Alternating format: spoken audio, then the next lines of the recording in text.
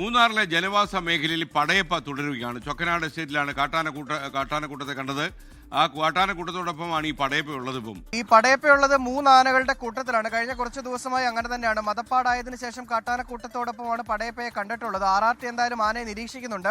നിലവിൽ ജനവാസ മേഖലയ്ക്ക് അടുത്ത് ജനവാസ മേഖലയിൽ തന്നെയാണ് പടയപ്പ തുടരുന്നത്. ചൊക്കനാട് എസ്റ്റേറ്റിലാണ് കാട്ടാനയുള്ളത്. കഴിഞ്ഞ ദിവസങ്ങളിലൊക്കെ നമ്മൾ കണ്ടതാണ്.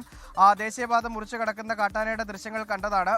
വലിയ തരത്തിൽ RRT പെടാപ്പാട് പെടുന്നുണ്ട്. കാരണം 7 ആനകൾ നിലവിൽ മൂന്നാർ മേഖലയിൽ തന്നെ പെട്ടിമുടി RRTയുടെ കീഴിൽ തന്നെ 7 കാട്ടാനകളുണ്ട്. അവയെ ഈ RRT നിരീക്ഷിച്ചുകൊണ്ടിരിക്കുകയാണ്. ഇപ്പോൾ നമ്മൾ ഈ കാണുന്ന ദൃശ്യങ്ങൾ ഡെപ്യൂട്ടി റേഞ്ച് ഓഫീസറായിട്ടുള്ള JNJ പകർത്തിയതാണ്.